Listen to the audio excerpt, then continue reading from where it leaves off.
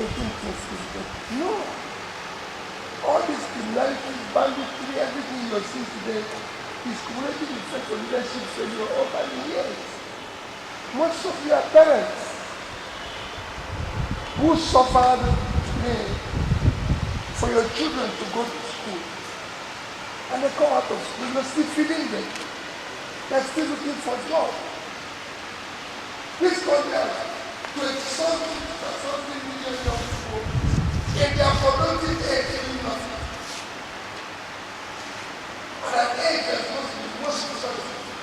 And an age that's supposed to be building the country. We have 5% unemployment.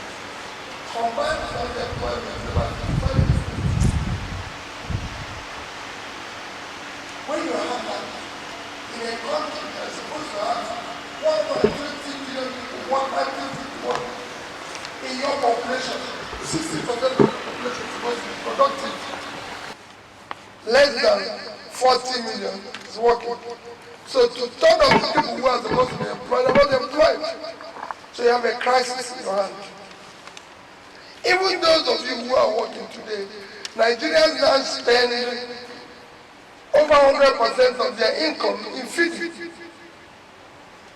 Just to eat food. Not to do any other thing. It is a crisis. I can go on and tell you the problems of this country, most of which you know. What we're saying now, how do we solve it? How do we get a government that is responsive? Look at the amount of money we are owing. Look at the amount of debts we have. Look at how we service it now. Today we have over 90% of our revenue is being used to service debts. To just give you an example, last year, first 5 months, we earned as revenue 1,847 billion. We use 1,802 to service debts. Debt service is not debt repayment. We no longer put anything in the standby where we're going to put money to be able to pay the debt. So we have a crisis situation. My dear people, what we're going to do in 2023 is not about electing somebody to go and start running around all over the place. Like he mentioned to you, he told you a bit about my life. I'm basically a trader. I'm a trader, I live in knowledge. I trade. And I know the problems of this country. I was telling them yesterday and Fayose, and I wasn't a politician. But I found out that we need to fix this country. And to fix it, like he said, we have insecurity. People talk about insecurity every day. It's the most important thing to fix in this country today. How do you fix insecurity? 2 methods. One, there's something called natural security. The natural security you need to provide a human being is that they must have the means of livelihood. If you don't know where the next meal will come from, you're a security risk.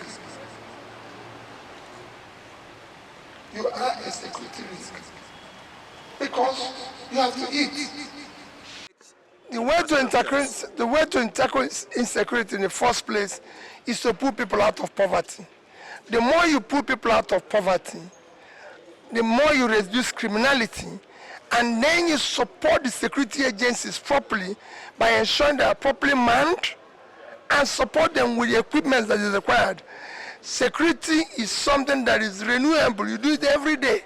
It's not something you buy equipment last year and you don't buy over a period of a long time, like we're seeing now where most of our equipment and vehicles and everything are decayed. So you have to be buying police vehicle every year, have to be buying. It's a renewable asset. It must be done regularly. His Excellency Peter Obi, the former governor of Anambra State, he spoke well. He made us to know his intention, why he wants to contest for the presidency. But as for us in Ekiti State, the delegates, he came to see delegates in Ekiti State. Delegates in Ekiti State met him. He impressed us with his speech. But we have a leader in His Excellency Peter Fayose. He's also an aspirant.